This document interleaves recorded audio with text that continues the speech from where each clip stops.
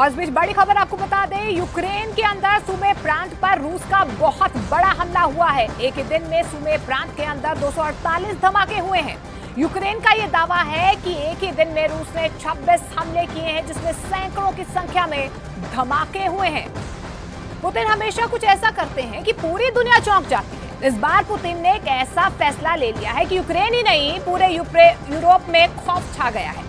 Putin ने एक ऐसी मिसाइल की तैनाती की है जो सिर्फ 1 सेकंड में किसी भी शहर को जला सकती है। यह हथियार इतना ताकतवर है कि 60 मिनट में दुनिया के 60 शहर तबाह कर सकता है।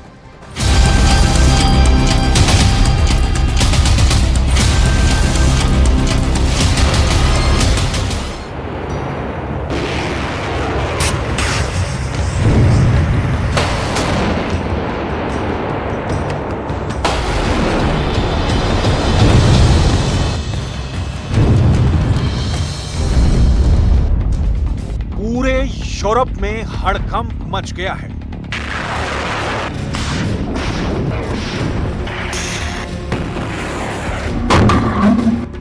यूरोप के तमाम देशों में तनाव फैल गया है। दावा किया जा रहा है कि एक तरफ यूक्रेन ज़ापोरिज़िया न्यूक्लियर प्लांट पर ही बम फोड़ने जा रहा है, तो दूसरी तरफ पुतिन यार्स मिसाइल को सेना में शामिल करने जा रहे हैं। ये मिसाइल परमाणु हमला करने में सक्षम है, यानी यूरोप परमाणु के डबल डेंजर को झेल रहा है।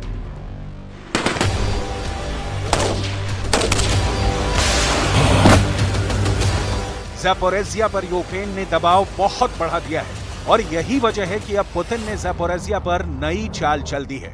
ज़ापोरिज़िया यूक्रेन के युद्ध के लिए बहुत अहम है, क्योंकि यह परमाणु ऊर्जा उत्पादन का एक बहुत बड़ा केंद्र है।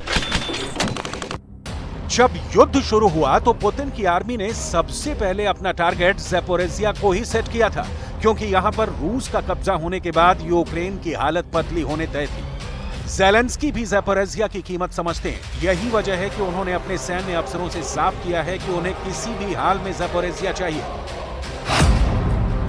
दावा यह किया जा रहा है कि ज़ेलेंस्की की फौज ब्रिटेन द्वारा सप्लाई की गई स्टॉर्म शैडो मिसाइल से ज़ापोरिज़िया के न्यूक्लियर प्लांट पर हमला कर सकती है। अगर हम बीते कुछ महीनों की बात करें तो यह साफ समझ में आता है कि ज़ापोरिज़िया जंग का एक बड़ा मैदान बना हुआ है।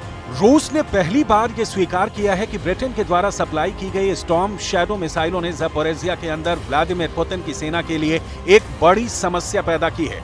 इसकी पुष्टि येवगेनी बालित्स्की के बयान से भी हो रही है। येवगेनी बालित्स्की को मॉस्को की तरफ से यूक्रेन के ज़ापोरिज़िया क्षेत्र का प्रमुख नियुक्त किया गया है।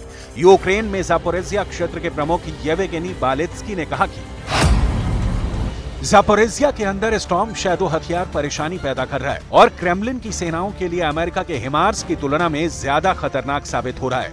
बालित्स्की ने आगे कहा कि यूक्रेन की सेना निश्चित रूप से हमें अपनी मिसाइलों से परेशान करने में कामयाब हुई है, खास तौर पर स्टॉर्म शैडो मिसाइल। ये बयान साबित कर रहे हैं कि ज़ापोरिज़िया में स्टॉर्म शैडो मिसाइल का इस्तेमाल यूक्रेन के लिए गेम चेंजर साबित हो रहा है। यूक्रेन के काउंटर अटैक में भी इस मिसाइल का इस्तेमाल हो रहा है। पुतिन के बेहद करीबी रहे इस सेनापति ने कहा कि जब हिमार्स ने रूस पर कहर बरपाना शुरू किया था, तब भी हमारे लिए मुश्किलें खड़ी हो गई थी, लेकिन धीरे धीरे रूस की सेना ने हिमार्स को काबू कर लिया और हिमार्स का तोड़ निकालकर उसको बेकार साबित कर दिया। लेकिन अब ज़ापोरिज़िया के अंदर स्टॉर्म शैडो मिसाइल नई मुसीबत बन गई है।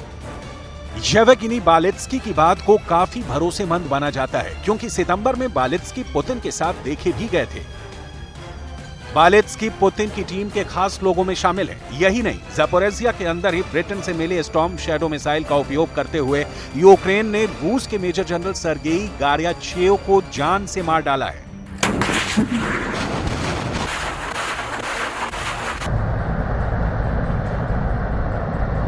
पश्चिमी मीडिया के दावों के मुताबिक मेजर जनरल सर्गेई गार्याचेव ज़ापोरिज़िया इलाके में एक रूसी बंकर में मौजूद थे।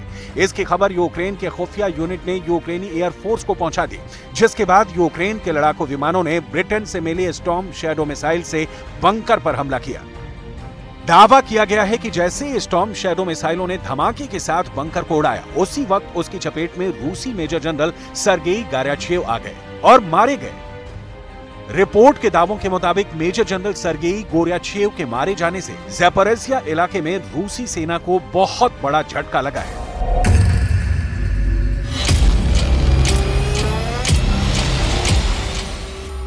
दरअसल जिस तरह लगातार ज़ैपोरिज़िया के अंदर ज़ेलेंस्की की आर्मी ताबड़तोड़ हमले कर रही है, और यही वजह है कि अब पुतिन ने बेहद चालाकी से एक नया दांव चला है। पुतिन की सरकार की तरफ से दावा यह किया गया है कि ज़ैपोरिज़िया को जीतने के लिए ज़ेलेंस्की की फौज परमाणु संयंत्र पर ही हमला कर सकती है।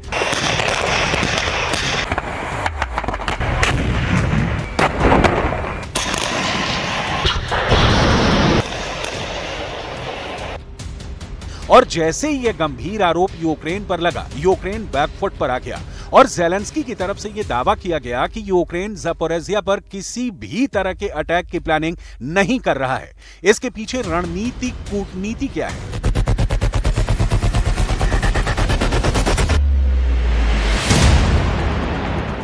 ये समझना भी बहुत जरूरी है। दरअसल ज़ेलेंस्की की आर्मी ये जानती है कि ज़ैपोरिज़िया के परमाणु संयंत्र को रूस की आर्मी ने अपना बेस बना लिया है और ऐसी स्थिति में रूस के इस आर्मी बेस को खत्म करना जरूरी है। लेकिन इसके लिए ज़ैपोरिज़िया के परमाणु संयंत्र पर हमला करना यूक्रेन के लिए जरूरी और मजबूरी है। लेकिन पुतिन पहले ही अपने प्रोपेगेंडे से ज़ेलेंस्की के मनोबल को कमजोर करने में लगे हुए हैं। इस प्रोपेगेंडे के जवाब में ज़ेलेंस्की भी दिखावे के लिए शांति की धुन बजाना चाहते हैं। ज़ेलेंस्की शांति समझौता करवाने के लिए दुनिया से अपील कर रहे हैं। З нашими партнерами на всіх рівнях. Сьогодні керівник Офісу Єрмак, міністр закордонних справ Кулеба, профільні заступники керівника Офісу Андрій Сибіга і Ігор Жовко працювали з послами країн-партнерів заради формули миру. Заради того, щоб країни долучались. Я говорив із президентом Замбії, двосторонні відносини, формула миру. Ще одна держава глобального півдня підтримує наші ініціативи.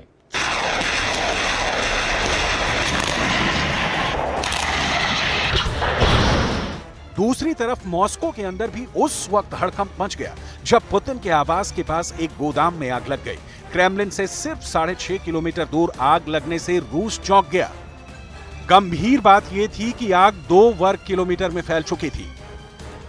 यह आग कैसे लगी? रूस की सुरक्षा एजेंसियां चौकन्नी हो चुकी हैं। इसकी वजह यूक्रेन के ड्रोन हमले भी हैं। रूस ने इस हफ्ते मॉस्को के पास 2 यूक्रेनी ड्रोन हमलों की जानकारी दी थी।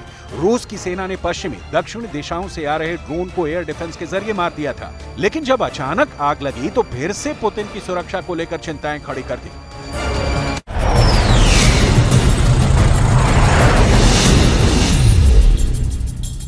देश डूबा डूबा कांग्रेस के वादों में, दम जिसके पसीने में, 56 इंची सीने में, देश में तरक्की की फसलें जिसने बो दी।